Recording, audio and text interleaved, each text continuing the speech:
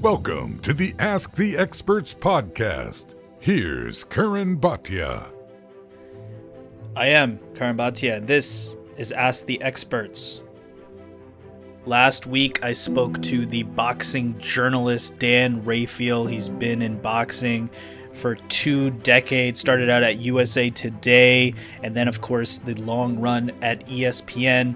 Obviously, there's been news breaking about Dan and his career. That news came after our interview, so that remains to be seen in terms of what Dan Rafael's next move is, but I wanted to share the conversation that I had with him. You're going to hear the entire interview that I had with him. Last week, we talked about how he's holding up right now during everything that's going on. How does he reflect on his career, handling criticism as a journalist? He's definitely gotten his fair share of criticism, and I've asked him how he handles that. What does he think about the zone? What does he think about matchups later this year? Are we going to get Canelo versus Triple G? Are we going to get Fury Wilder 3? We talked about all of those things, so stay tuned for my wide-ranging conversation with Dan Rafael. And then I will be speaking to the 17-year-old phenom, Xander Zayas. If you haven't heard his name before, you will. He's 4-0. He's got 3 knockouts. He was the youngest fighter ever to be signed to a professional promotional contract. He's signed by Top Rank. He was signed at age 16. He's up and coming. He's 4-0, like I said. Obviously, with everything that's going on in the world, it has put a pause on his plans. But I'm going to talk to him about what's next. What are his goals in the sport? What does he hope to achieve? And how is he spending this time off? So without further ado, let's get to my first interview with Dan Rafael. I am Curran Bhatia, and let's ask the experts. I am Curran Bhatia. This is Ask the Experts. Lucky enough to be talking to Dan Rafael, boxing writer for ESPN. You've been covering boxing for such a long time, Dan. So, of course, the first question is, how are you holding up in these crazy times? We know the global pandemic. How are you holding up? I mean, I miss boxing, but, that's a small matter when you think about everything that's going on in the world right now. So we're fine. I mean, my wife and son, we're just in the house doing our thing. Every day kind of seems the same at this point. There's still a few things to do in terms of the work, but, I guess we're a lot better off than a lot of people could be. We've got shelter. We're not sick. We've got, clothes in our bag. We got food in the fridge and, just a little bored, I'm going to use some of this time though, to be honest. I'm going to go through, as people that may follow me on my social media, I have a lot of boxing collectibles, my programs and posters and all that kind of stuff and cards and everything. I'm going to take some time maybe and try to, organize a little better than it has been. Maybe that'll be my project for the next long term, for the next few months. No, speaking of your social media, I know that you have an anniversary coming up. In August, it's going to be your 10-year Twitter anniversary. And I'll tell you why I know this, because the first time I met you... I didn't even think about that. You're right, though. Yeah, and the first time I met you in person, I just started at HBO, and I was down in St. Louis for Devin Alexander versus Kotelnik, and I ran into you in the craft services area, introduced myself, told you I was a fan of your work, and you said at that time, August of 2010, that you had just got on Twitter. So that's a big deal for you, right? I'm going to tell you about that. That's funny you mentioned that. Now that you mentioned, I know that is the time when I did that. In fact, you're right. It was the Devin Alexander Kotelnik in St. Louis. And the reason why I started my Twitter account in St. Louis the day of that fight was I had been asked over a period of time by a lot of people in boxing, as well as fans and that sort of thing, in my chat that I used to do, would I consider doing Twitter or joining more social media? At that time, I had like a personal Facebook page, but I didn't have Twitter. I didn't have a boxing-related Facebook page and no other social media that I used. And people asked about it all the time. So I went to a fight in Las Vegas. I believe it was the rematch between Juan Manuel Marquez and Juan Diaz, which was an HBO pay-per-view fight. Yep. I think we're talking about the Alexander fight that was in August. I believe that fight was like July. That was July 31st, 2010, I believe. Yeah. Okay.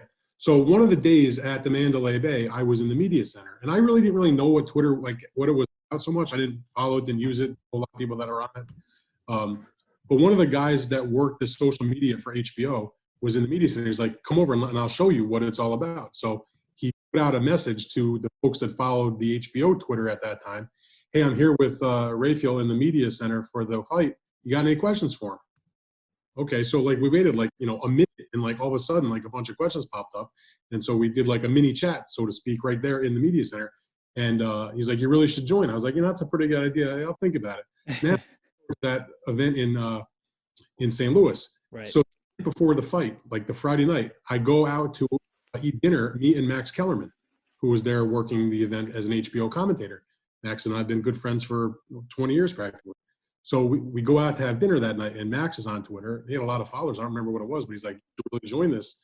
You get a lot out of it, both in terms of, providing information and entertainment value for yourself and your profile, etc." So I was like, yeah, I'll think about it. So he showed me his and showed me a few more things about it, and I was like, no, I'll think about it.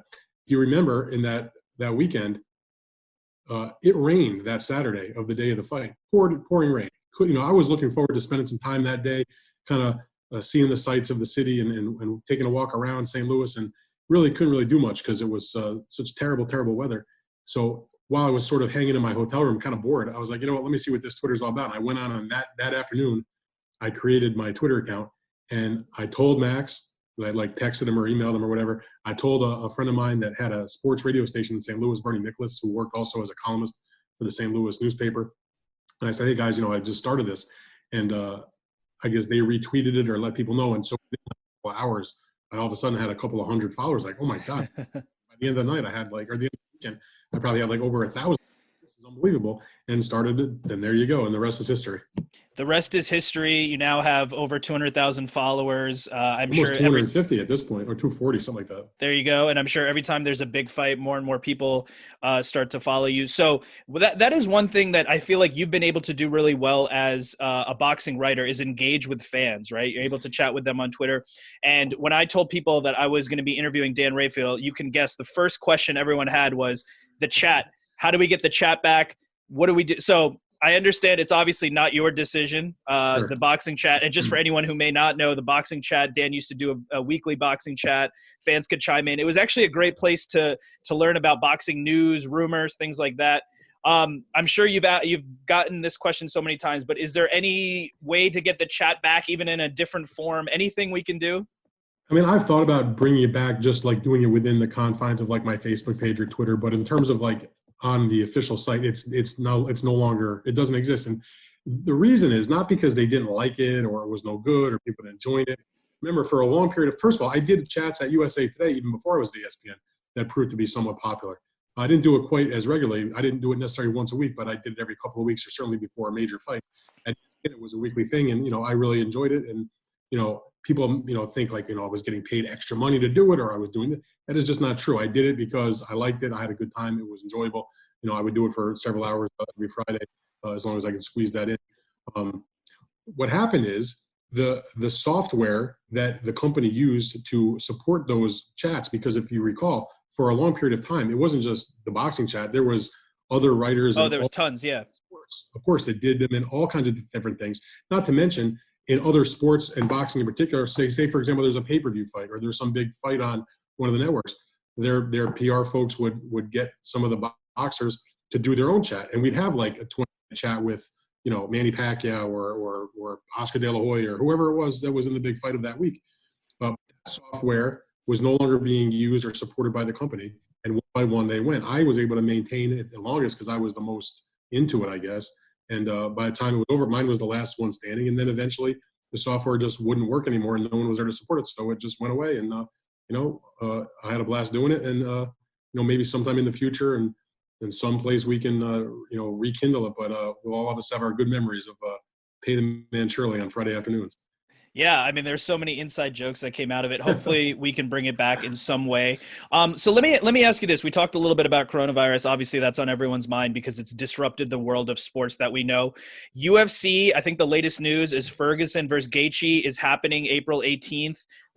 From what's being reported is it's a venue in the West Coast. I'm guessing that's going to mean California or Vegas, but who knows at this point.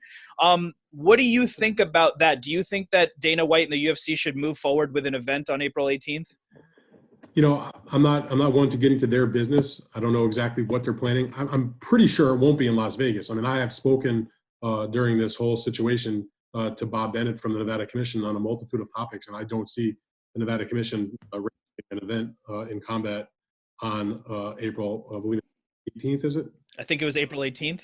And in California, their commission is also no longer doing events through a certain period of time. So the inference that I draw is that it would have to be on some kind of a Native American Indian reservation where they have separate tribal commissions that oversee their sporting events, number one. I did see a tweet from Dana White confirming that it was in fact the match that you mentioned, and I believe that the end of the tweet was somewhere on Earth. They're not revealing the venue yet. I assume by the time you put this podcast up, we'll know sort of where it's supposed to be. But on the one hand, there'll be a lot of interest because there's been such a lack of live sports that people are dying to see. No pun intended. To see live events, sort of like it was live, but there was a lot of attention paid to WrestleMania over the weekend, even maybe more so than a typical WrestleMania would draw, even though it was taped and it wasn't in front of a live audience, but it was something new and different, and so it got a lot of attention. I have mixed feelings about what Dana's trying to do. I understand his desire to sort of keep the business moving, to give people a diversion, to prove that he can do it. He does have ego, and I'm not saying that in any negative way. I have a tremendous amount of respect for Dana White. I know Dana a little bit. I like Dana. Haven't had too many interactions, but mine with him have always been positive. So I like the guy, and I think he's a hell of a promoter. So I see where he's coming from, but I also don't know if it's the wisest thing. I don't know what the setup is going to be. I'm assuming obviously it's not going to have any live crowd. If the athletes are willing to do it, and the support staff and all the other people that need to be in place are willing, I guess. But I also would be concerned about if somebody that had it could spread it among a couple of hundred people that would probably take them out such an event. The other thing I was thinking about, and like you mentioned, I was doing Chris Mannix's podcast, and we talked about some of the stuff with right, how to deal with this, and we talked about closed door fights. I didn't mention this, but I've thought about this also. Anytime there's I don't know what the exact rules are in terms of an MMA event, but at least in boxing, you have to have ambulances on site in case there's some kind of serious injury in one of the matches, and they have to be transported to the hospital. If you're in a place where they're having a lot of patients coming into a hospital because of the coronavirus, I think the last thing in the world you want to do is clog up a hospital because there was an incident that happened at a combat sports event that was unnecessary to take place in the first place. So, on that point of view, I might be a little reticent to have a combat sports event go forward.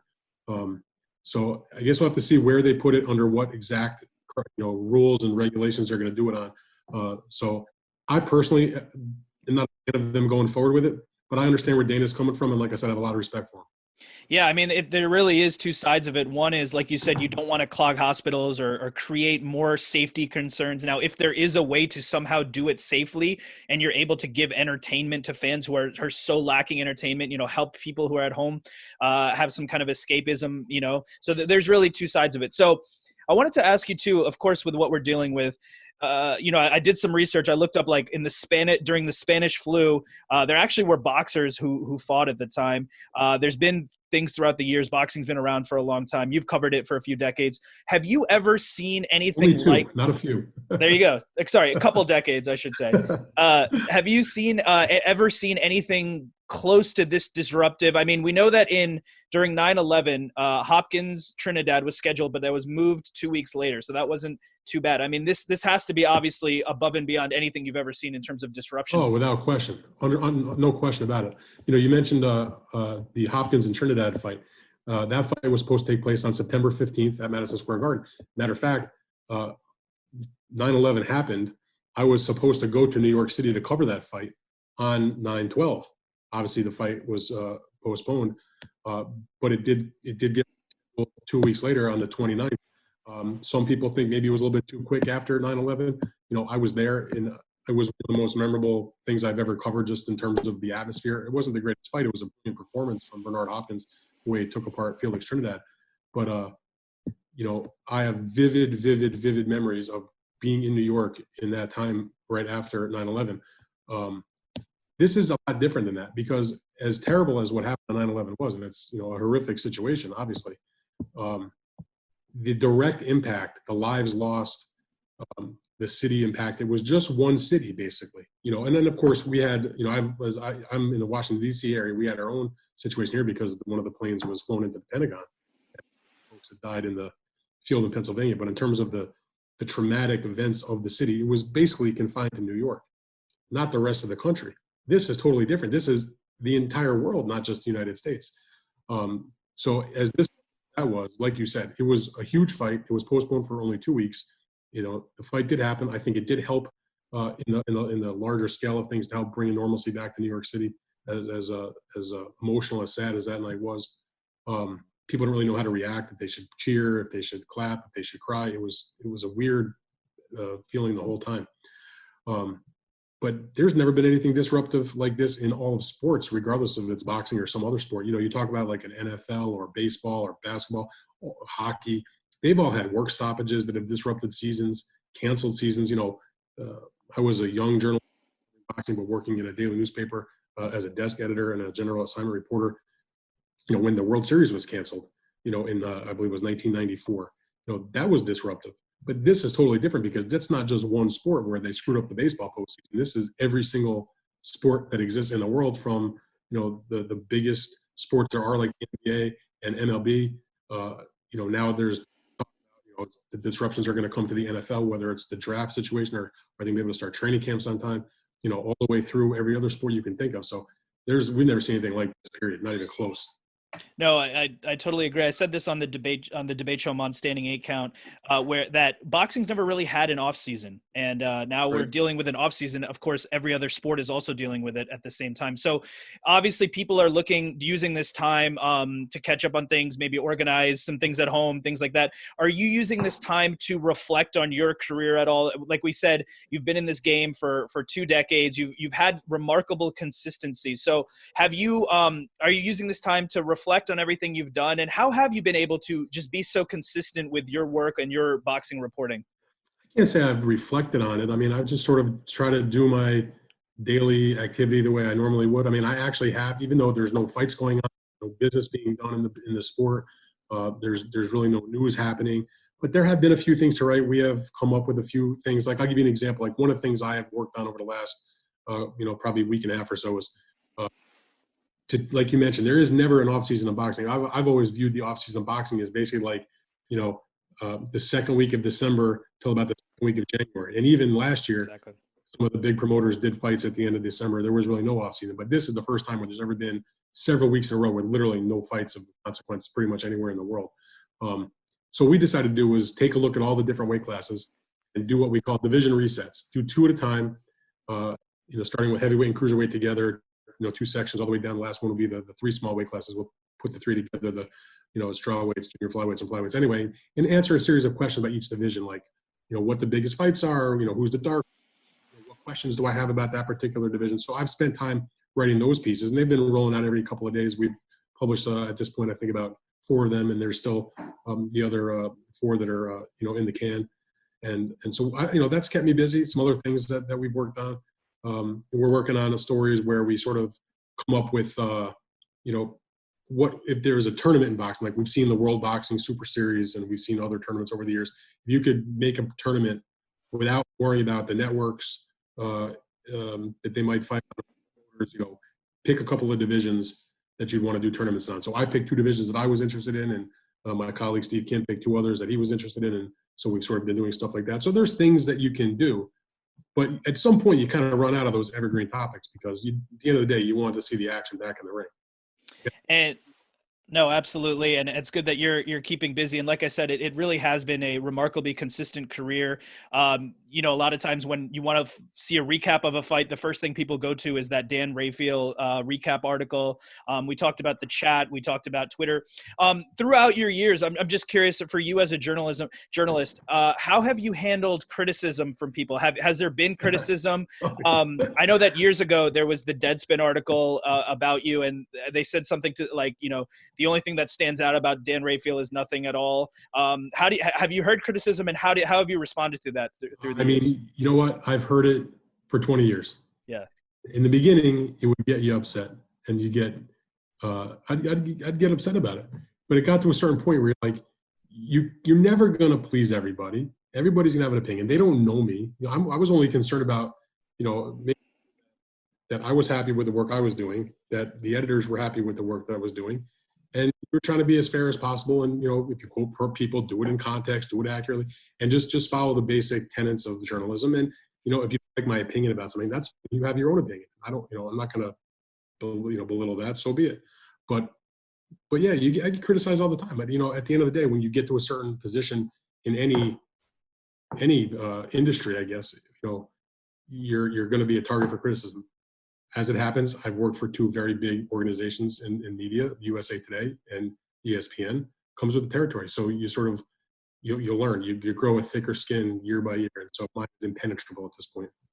Well, that's good to hear. I'm glad that you're still going, putting out great work. So obviously the economic impacts of what's going on in the world, everyone's taking note, so many industries outside of sports, but there has been reports about the Zone maybe having issues in terms of surviving this, because the Zone is like a startup in America. Now, outside of America, it's definitely well established. In countries like Japan and Italy, it's almost like the equivalent to ESPN with, millions of subscribers. In America, it's a little different. Have you heard those rumors? Do you think there's anything, any truth to those rumors? And how do you think they'll fare in terms of this whole, slowdown in terms of fights and things like that? Well, certainly it has to have an impact on their business. Anybody, and not just their business, but it has impact on ESPN's business. I mean, it's a sports network. There's no sports to televise, and at some point, there, and you have thousands of employees and a lot of airtime to fill up on multiple networks, as well as a website and radio stations that's around the country and that sort of thing. So it's not just at the Zone that's going to feel the impact. The difference, though, is that, as you mentioned, it may be established in other parts of the world where they've done well for themselves. Still, in its infancy in the United States, they've not even been in business for 2 years. A year and a half or so, I guess, when it starts September of 2019, or 2018. 18, yeah. Fight. So, it hasn't been around that long. And I have to say, to their credit, in the short period of time they have been around, they put on huge fights. They have largely stepped into the void that HBO left behind. That's not to say that the PBC team at Fox and Showtime and ESPN, those two groups have put on a lot of big-time good fights. But the biggest names, let's be honest, have been with the Zone. I'm talking about Canelo Alvarez. I'm talking about Anthony Joshua. They put on some huge fights, whether it was, bigger names like they just had a Mikey Garcia fight that was, I can't say what it generated subscription-wise. I know I was there. It was a huge crowd, much bigger than I had anticipated down there in Frisco, Texas. But if the Zone's live sports offerings are mostly related to boxing, they have some Bellator in the MMA space, and they have obviously some of their studio programming, and they have, I guess, that smattering of soccer leagues and that sort of stuff. But they're basically a boxing streaming service at this point, as they look to try to acquire rights to other leagues and other sports. So this has a dire impact on their business model, because they literally have nothing new to give the subscribers who are paying either the $20 a month or the $100 a year. So I would think that has a huge impact on what they're dealing with. Now, on the flip side of that, they're also not hemorrhaging money right now, because without any sports events to go, they're not paying out a $35 million fee to Canelo for what would have been a fight on May 2nd against Billy Joe Saunders that they didn't know what would draw subscription-wise. So it is a two-edged sword. I mean, they're not blowing their brains out financially at the moment, but they're not probably generating. I think probably what they'll look to do, and again, I don't have this inside knowledge or anything, just my opinion, when this passes, or whenever it does, or whatever becomes the new normal, and sports are able to get back, you hope that they can forego the interim fight between Canelo and Billy Joe Saunders, and the Gennady Golovkin fight against Hermeta. Have them finally do the third fight with each other, and use that fight to sort of relaunch your brand, acquire new subscribers for so many people that want to see that at what would be a very reduced price to get their subscription for the year or even monthly, and do it along those lines. But for right now, they got nothing going on in terms of the live sports, but neither does ESPN, neither does FS1, neither do any of the networks. So it's a problem for everybody in that business. But they, in particular, because they on streaming subscription money for essentially boxing, and there is no boxing right now, and I don't see there being any for a while. So that's exactly it. And I'll say this also, by the way, and John Skipper, that runs the place, who used to run ESPN, and my old boss, thankfully is recovering from his battle through. So I was happy to. I'd heard about that, and I was glad to see that he's doing okay. So, he's a good guy, and I thought he was a great leader at ESPN when he was there. Now with the Zone, and glad he's okay. No, definitely great to hear that he has recovered. He had kept it kind of close to the vest that he had it, and then the article came out. So good to know that he's doing better. That what you were talking about kind of led me into my next question. So the way it is now in terms of the different networks, we know Showtime has more of the premium cable model similar to HBO. Of course, Fox and ESPN have programming, regular fights, and then pay-per-view fights, and then of course the zone like we talked about. I personally think when everything gets closer to normal, I think there's going to have to be a change in terms of pay-per-view models, maybe variable pricing, because you can't, let's say even if the biggest matchups happen, it can't just be like 3 pay-per-views a month from different networks and promoters, right? So what's your take? When this stuff gets back to normal, do you think these pricing models and things like that are going to have to change? I don't know if they have to change because they're going to have to charge what they have to charge based on what they have to pay out to the fighters and how they think that it will work in terms of making a profit for their event. What I do think has to happen, and pricing aside, that's a discussion that's been going on for a long time, having nothing to do with a global pandemic. I've said to people, like, one day boxing matches on pay-per-view, the big fights were, $49.95, maybe they were $54.95, and then all of a sudden they were $80. Like, there was never like a middleman. It never stopped in the middle. It just went from, super, consistent in that $40 to $50 range to suddenly now, 75, 80. And then of course more because most people probably order in age and they usually tack on really quite understood that. In any event, beyond whatever pricing situation there may be, to me, when the sport kicks back up and there are those pay-per-view level fights or even just big fights for the networks, whatever network we're speaking about, I think there's going to have to be a period of time where, forget these nonsense tune-up fights. Guys want to be in a fight. You want to make money. You got to fight a real fight because that's how people are going to come back. No one's coming back to watch, a top name against a much lesser opponent and going to care about it. And there's going to be, once sports starts up again, there's always been heavy competition for sport programming and the viewers. It's going to be even more so because you're going to have if we're basing this on the fact that maybe things kick back up in the fall, September, October, whatever, you're talking about having a football season, perhaps some semblance of a baseball season, perhaps maybe the end of a basketball or a hockey season. You've already seen as they've just recently rescheduled things like the Masters tournament and the Kentucky Derby and other major events that take place on the sports calendar. So those things are going to be there, looking for their time with publicity and fan interest. So if you want boxing to be in that level, you're going to have to make some major fights and kick it off in a major way. No more, at least for the time being. I don't want to see, the top A side against, a guy that what's going to happen in the fight. You want to do that, you can do it. Fight on the undercard. You're going to have to take a lot less money, whatever. So I do think that for whatever period of time we go through, that's like the wasteland right now where there's nothing. I am hopeful that when things start up, we will see a surge of, pretty significant major fights that will happen right off the bat, whether it's some of the good matches that have been on the calendar that have been postponed, that back rescheduled, or, fresh fights that people would like to see. No, certainly. And I let's definitely hope that happens in terms of the big matchups. You've been really generous with your time, so I'm going to give you a few final questions here in a speed round.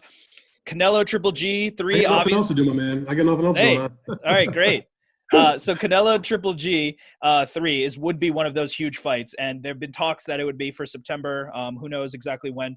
Let me ask you this: A, do you think that'll happen in 2020? And if it does happen, who do you think this time off is better for? And I'll tell you why I'm asking. So Canelo was going to fight Billy Joe Saunders. That's probably not going to happen. So that means that he doesn't have to go through that opponent before he fights Triple G. Triple G is older. He gets to rest. That's probably a good thing, except that he's getting older as the months go by, right? And that's not good. So do you think the fight will happen, and who's benefiting from the break in between?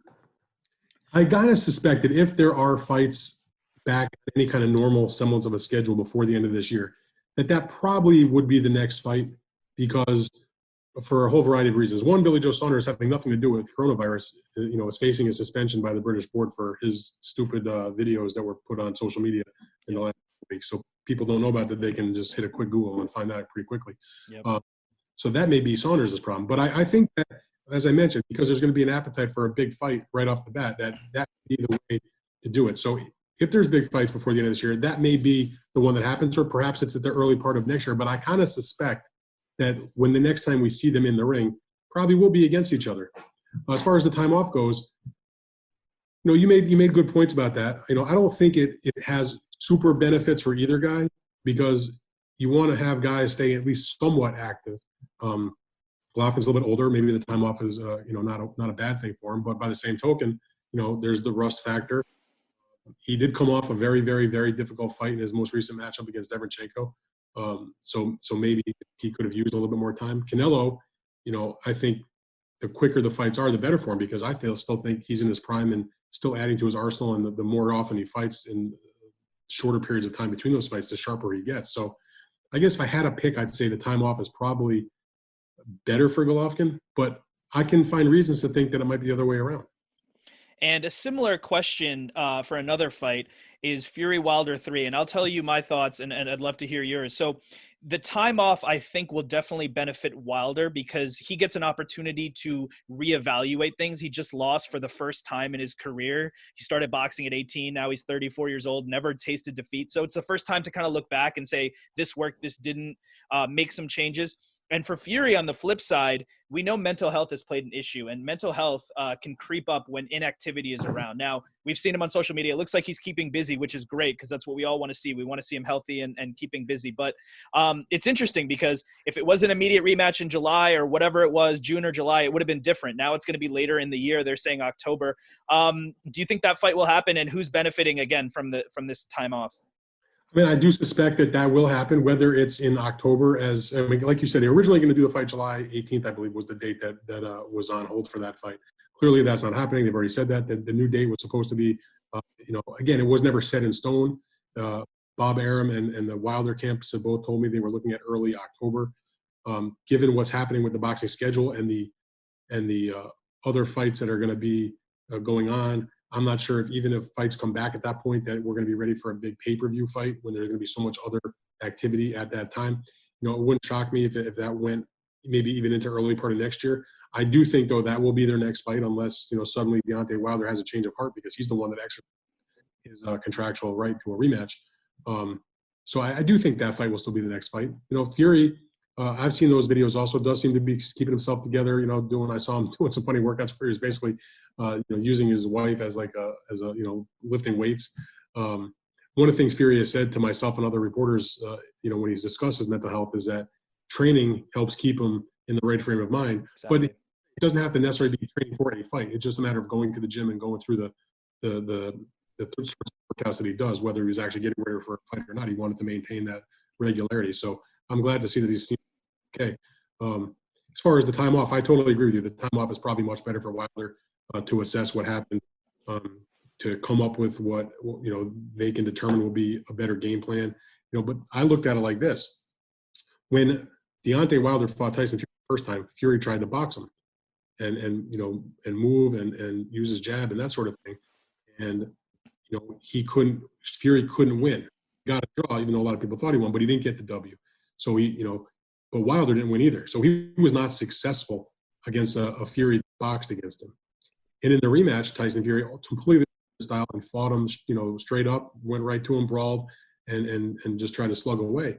And Wilder couldn't win with him fighting that style either. So the question that Wilder and his people, with this extra time off, can use to their benefit when they analyze those videos and think about how they want to approach things is, well, which way are we going to fight the guy? This failed both ways. I mean, those are basically the two ways you fight. You either box or you be more straightforward.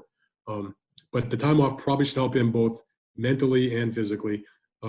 Fury, looks so sharp. I'm sure he doesn't want this time off, because to get him back in the ring, get Wilder back in the ring so much, such a short turnaround from the second fight to the third fight, I think would have been a very good thing for Tyson. The longer it waits, probably the better it is for Wilder. Right, exactly. As long as Fury has access to a gym or some kind of training or running outside and is staying away from drinking and drugs, we hope that he'll be okay. So last question in terms of these hypothetical matchups, the welterweight division. I mean, we know that Spence was supposed to fight Garcia in the beginning of the year. Of course, the car crash. Then there's Manny Pacquiao in the mix. And you've kind of heard all of those names. You've heard, I talked to Spence's trainer even after the accident. They said they still want Pacquiao or Garcia.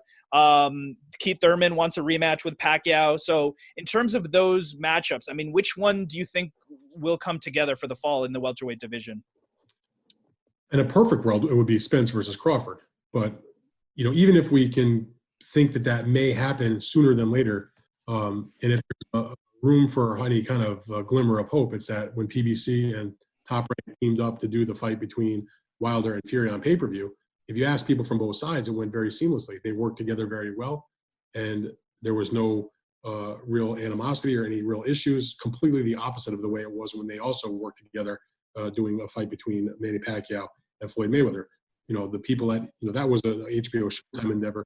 The Wilder and Fury rematch, that was an ESPN Fox endeavor. The people from Fox and ESPN got along very well. The promoter side of things, everybody worked together well. The PR staffs worked together very well. And I can just tell you from my experience of covering both events, they were the complete opposite. Covering Wilder and Fury, too, was an absolute pleasure. Covering Manny Pacquiao and Floyd Mayweather from a coverage perspective and from dealing with, not the matchup, because everybody was excited about it, even if the fight didn't live up to the hype. But covering that fight week and everything leading up to it was the worst experience of my professional career. And if you asked plenty of other journalists that covered that event also, they would probably tell you the same thing.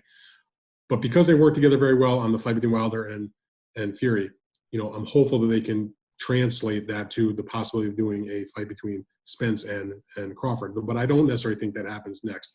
I think what we're probably looking at, and again, it's going to depend on what kind of site fee is available. The Pacquiao people will tell you that there's been a lot of conversation about Manny doing a fight in Saudi Arabia, in a place, Jeddah, where they held the World Boxing Super Series final in the super middleweight division.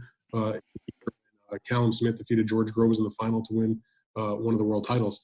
So that's a possibility of Pacquiao fighting there. And it seems that the likely opponent for that fight would be Mikey Garcia, who, won his loss to Errol Spence at welterweight, but in his next fight, which was just a month or so ago, in Frisco, Texas, looked pretty good. Exciting fight against Jesse Vargas, won that fight and said that he wanted to fight Pacquiao. Pacquiao has said no problem. His team has said no problem with a Mikey Garcia fight. Pacquiao, of course, would be the favorite, but probably a decent fight. Probably, I think, maybe more competitive than we would have saw between Mikey and Errol Spence. So I think Pacquiao probably looks towards that fight. And maybe with Spence, when he comes back, it still remains to be seen. Is he going to take a smaller fight because to see how he is after the car crash? Or is he going to step in against a real top opponent? Now, he said when he did his interview on one of the Fox broadcasts at the end of the year that he didn't want to tune up. So I sort of thought that maybe that would mean when he comes back, they would just try to put back together the fight between Errol and Danny Garcia, which is still an attractive, appealing matchup. That's still two top guys. And he had the fight against Red Catch in January, got that win. So I guess I could see a situation where we saw a Spence against some Danny Garcia, a Pacquiao against a Mikey Garcia, and then let the other guys at the top of that weight division sort themselves out. There's been talk about Crawford when he comes back, possibly fighting a Kell Brook, maybe even going to England to do so, which he seems to have no problem doing. He did it when he won his world title in the lightweight division. He fought overseas in the UK. Those are some of the fights that you hear about. But the good thing about that weight class is there's so many good names that you can mix and match a lot of those guys. Even if some of them might be rematches, there's still plenty of good fights to make. It's funny hearing you talk about all these names. It makes me itch so badly just to see any kind of boxing. I'm sure you're in the same boat. Would you watch Guillermo Rigondeaux hitting a heavy bag right now? Let's not get that carried away. No, I'm only kidding. Yeah, I mean, I've been itching for it, like you said. The last fight I covered was March 7th in New York at the Barclays Center between Adam Konacki and the upset loss to Robert Helenius. And I was supposed to go back to New York. I was supposed to come home that Sunday and return to New York City on Thursday to cover the Top Rank fight that was on that Saturday at the Madison Square Garden Theater between Shakur Stevenson and Miguel Mariaga. It would have been Shakur Stevenson's first weight title defense. And obviously that was the first card that ended up getting canceled because of this outbreak. And then canceled that show as well as the Michael Conlan card they were doing on Tuesday. And then it was just dominoes from there. Pretty much everything was being canceled and postponed, not just in boxing, but throughout the entire sports world. But yeah, I mean, I've been filling the void in that sense. I've watched a lot of YouTube fights, videos of old fights on YouTube, or my own personal DVD collection that is massive, and even video collection of VHS. So I've delved into that a little bit. That's the one good thing that I've heard from a lot of fans on social media, can you give me some ideas of what to watch? So I've thrown out some, lists and some other great fights from the past that maybe not everybody has seen, some that are very famous, some that are maybe a little bit more obscure, but still worth watching. Showtime did a thing a week or so ago where they replayed in the same prime time slot where they would have put a live fight on, where they replayed the first 3 fights between Rafael Marquez and Israel Vasquez. We sort of disavowed the 4th fight.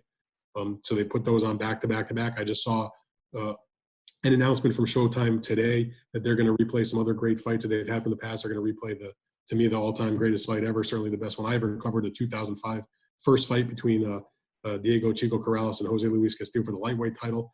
The unification fight, which is an epic fight. They're going to replay. I forget if it was the first one or the second one, but they'll replay one of the 2 tremendous fights between Johnny Tapia and Paulie Ayala. And there was like 2 or 3 fights that they were going to show past fight of the I think it was John Molina against Lucas Matisse, which was a past Boxing Writers Association of America Fight of the Year. So Steve Espinoza at Showtime, they understand that there's a lot of fans that are anxious to see some good fights, so they're delving into their library and putting that stuff on. Obviously, if you subscribe to DAZN, their library is there for people to watch what they've had. ESPN Plus has plenty of boxing in their archive of some of their previous fights. If you're bummed out about not having live fights, I totally get it, and I'm with you. But it's also a good time, if you're a new fan, to go study some of the past history. If you've been a big fan and you haven't really gone back to some of the great fights of the past, spend a little bit of time looking at some of those fights and lose yourself in that for an hour or 2. Go down that rabbit hole on YouTube and you'll find all kinds of great material. The day that we're recording this happens to be the 33rd anniversary of the fight between Sugar Ray Leonard and Marvin Hagler for the middleweight title. I spent some time watching that fight earlier today. One of the all-time, biggest fights in the history of the sport, controversy, and a tremendous fight. So there's still that's one thing that sets boxing apart, Curran, that I think compared to a lot of other sports. Most people don't really want to go back and watch maybe a baseball game from 10 years ago, or even a basketball game, maybe certain games here and there. There's way more interest, at least from what I can tell, in going back and reliving old fights than other sporting events, it seems to me, compared to like watching an old soccer match or a tennis match or something like that. But boxing fans love to watch old fights. And there's no new fights, so take some of your time and go watch some of those old fights. Anybody with a computer can find untold amounts of great fights from the past. No, 100%. I mean, right now is the time to do that. For me, I've been saying the fight that I want to watch on repeat is Klitschko Joshua. Such a great fight. The fights you mentioned were great. Gotti Ward, of course, Hagler Hearns. I mean, it goes on and on. There's so many. Last question for you, and don't ban me for this. Have you gone back and watched any Freza Kendo fights at all? I have not. I can assure you. The one thing I might watch would be when he got knocked out by John Ruiz. No, just kidding. There you go. But there are, at this point, it might get to a point where you might have to watch one of those old fights because there's nothing else going on in the boxing world. And as I said earlier, the unfortunate part is the fans are not getting new fights, but the fighters are suffering because they don't have any action, no activity, so they're not getting paid.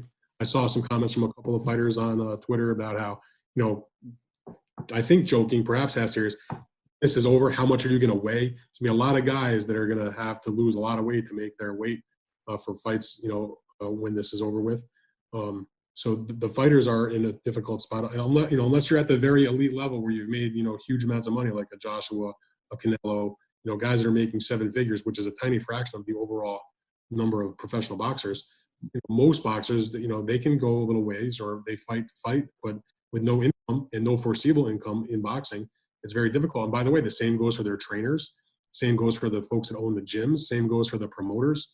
No matter how much money Top Rank has made, when there's nothing coming in, they still have employees. They still have a building. They still have property. They still have a staff. There's no money there. And then you have some of the smaller promoters that haven't had shows in a while that don't even have the luxury of the network contracts. At least if you're Top Rank or your PBC or your Golden Boy or your Matchroom, when this does start up again, they know that they have money coming from their broadcast partners.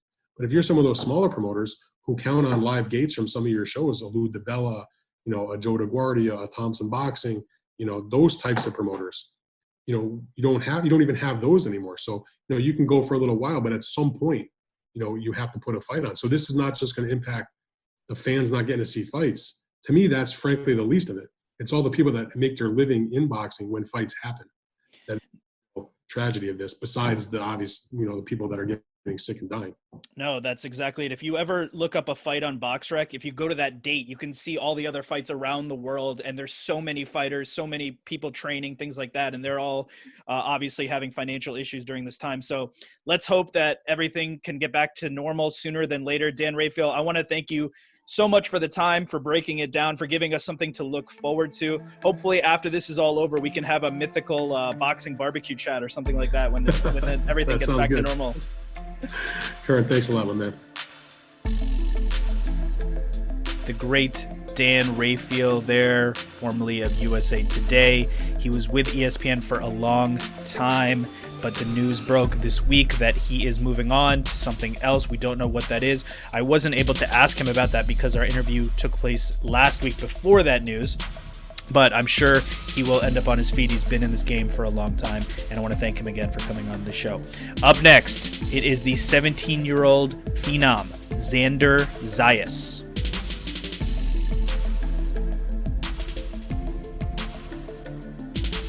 I am Curran Bhatia. This is Ask the Experts. I am joined by the 17-year-old phenom. His name is Xander Zayas. If you haven't heard his name yet, you will. 4-0, 3 knockouts. So Xander, first of all, how are you doing right now? Of course, we know the global pandemic and everyone is dealing with this. Where are you and how are you dealing with it? Man, first of all, I want to thank you for having me in your show. Second of all, I'm doing great. I'm with my family in my house. We're trying to stay safe, having that the quarantine and keeping the social distance. I'm just training at home, trying to stay active, trying to stay loose, and doing homework. And for you, I know you started boxing when you were 5 years old. You're now 17. So you've been in this game for a little bit, but as a professional, you turned pro at the end of last year in 2019. You went 4-0. You fought as recently as the end of February.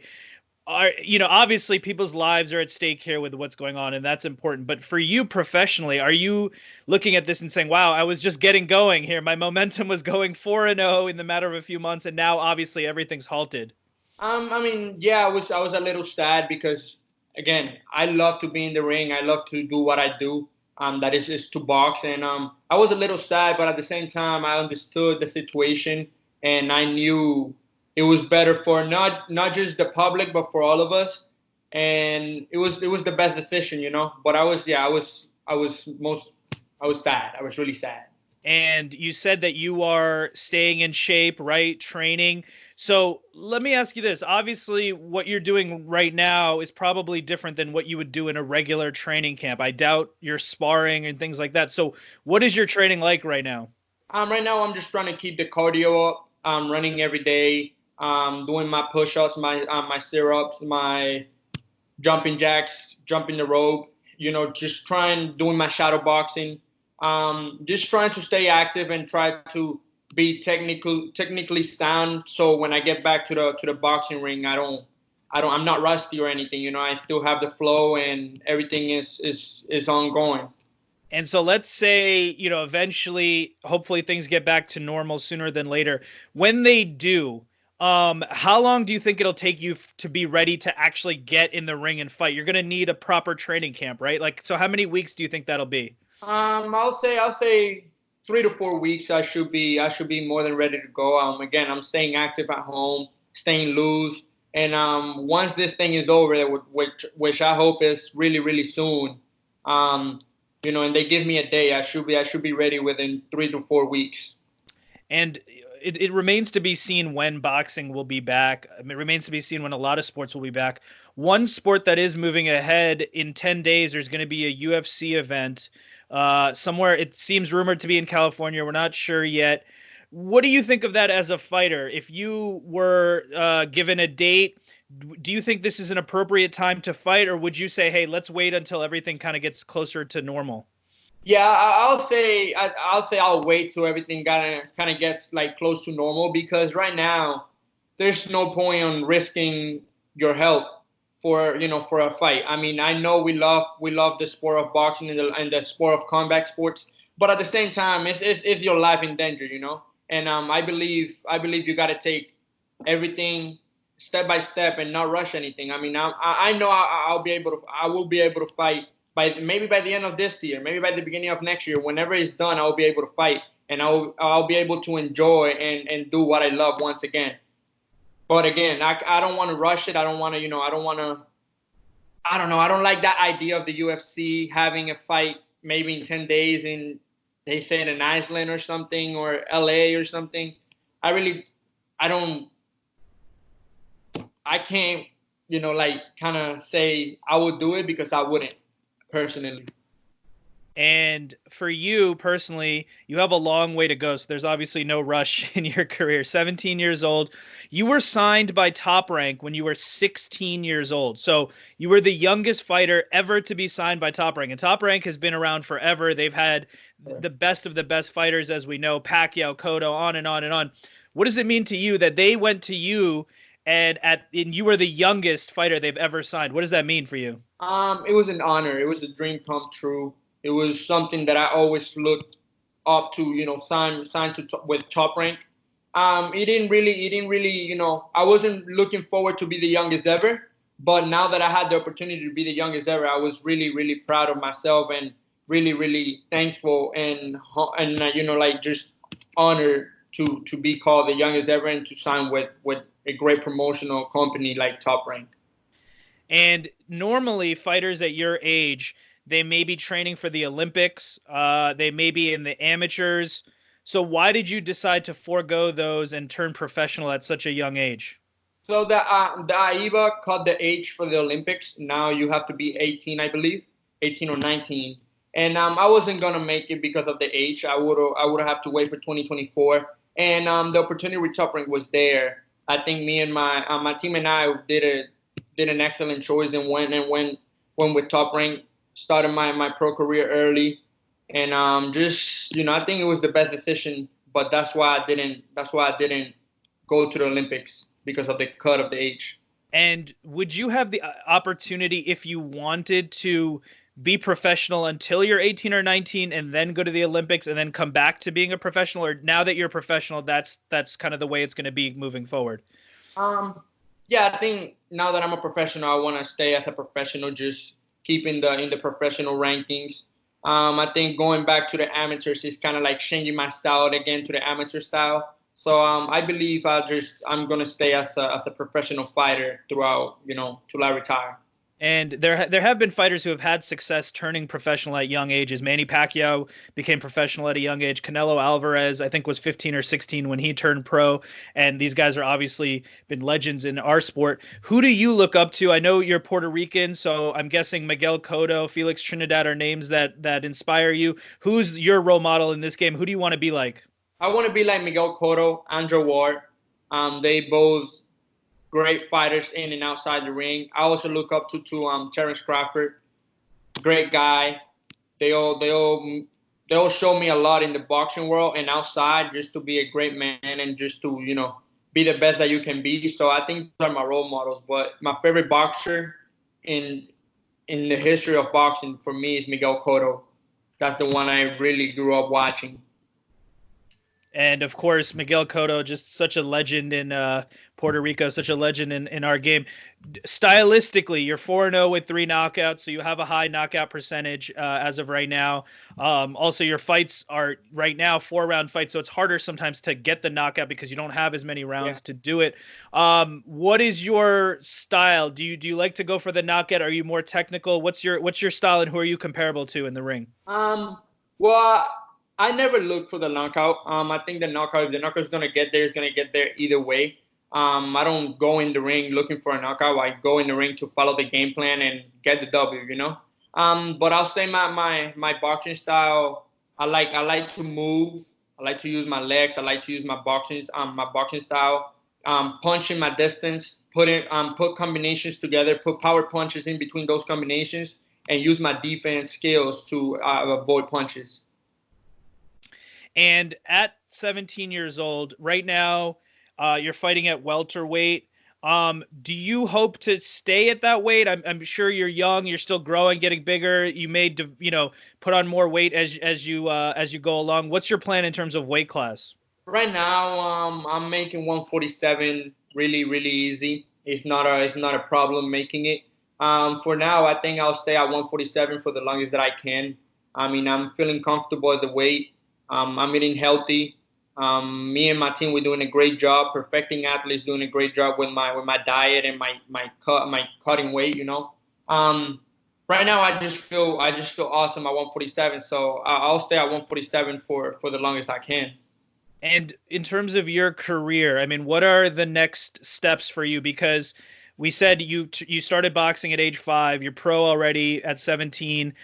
People like Deontay Wilder, for example, he didn't pick up a pair of gloves, to my understanding, until he was 18 or 19. So you have a huge head start, but you also probably don't want to go too fast too soon. So what are you looking at in terms of title opportunities, title eliminators? What's your timeline looking like? I don't want to rush anything again. I want to take everything step by step. Whenever top rank call us and give us a day, we'll be ready to fight. I don't want to call a fight, or I don't want to call a day that I will be a world champion. I know that I'm training hard. My team is doing a great job with me. Top Rank is doing a great job with me, and I just got to stay focused. And whenever the opportunity is there, I know we'll be able to take it, and we'll be ready to show up to the fight. And who are you currently training with? Who's in the stable? I know that you're down in Florida. Who are kind of in the gym with you? Who are you learning from right now? Well, my two coaches, my coach Javier Centeno, my dad is also one of my coaches, Orlando Garcia. I got my Cotman, Mike Basil, in the gym training with me, training partners. I got George Cambosos that is fighting for a title eliminator at 135. I got Amira Mom. I got Chris Van Heerden, Emmanuel Tego. I got a lot of great guys with a lot of great talent, and that are in that position of a world title soon. And I'm just grateful to be next to them, learn from them, and just put the hard work every single day we walk in the office.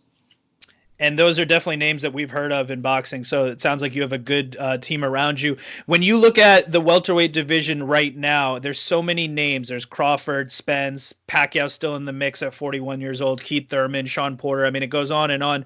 Right now, who do you think is at the top of the division in welterweight? I'll say Bud Crawford. Terrence Crawford, I think he's at the top. I mean, he's a top dog. He's doing a great job. Great fighter. Just his style is unbelievable, and I don't think nobody right now will be able to beat him for a world title in a fight. And by the time that you are maybe ready for those challenges, those guys, we don't even know if they'll still be fighting, because Crawford, Spence, Thurman, kind of near the mid 20s, 30s. Pacquiao's 41 years old. Who right now, in terms of a name, is someone that you want, before they retire, where you say in the next few years, I hope to get this shot against this guy? Who would that be? I don't have a name. I mean, whoever they put in front of me, I know I will be ready to fight. I mean, when the opportunity is there, when the opportunity presents itself, I know I'll be more than ready. And I'm just looking forward to do what I love, enjoy in the ring, and get every victory as I can. I know I'll be ready. I don't want to call out names because, I mean, again, I don't know who's going to be at the top by the time I'll get there, or by the time I'm in that mix. But yeah, I know I'll be ready, and I know my team and I will put the work in to go into the fight and look as best as we can. And so just to close it out, obviously everyone's going through a tough time right now. Everyone wants to see boxing back. What do you want to say to your fans, your supporters, everyone from Puerto Rico, your team? What would be your final message to the fans? For all the fans, I just wanna wish you the best. Stay healthy, stay at home, stay with your family, spend time with them. Boxing, and not just boxing, but every sport, will be back soon. Just stay at home, stay safe, and please just spend time with the family. Xander Zayas, I want to thank you so much for the time. I'm going to wish you best of luck in your career. Undefeated prospect. I'm sure we'll be seeing a lot of you. I hope that we can continue the conversation as your career grows. We can stay in touch and keep people updated on all the progress you're making, because it looks like a bright road ahead. So thank you so much for the time. Thank you for everything. Hope we can do it again soon, and I'm just grateful for you to have me in your show. Thank you, man. And that brings us to the end. I want to thank my guests, Dan Rafael and Xander Zayas. If you want to follow us, you can follow at ATE_podcast.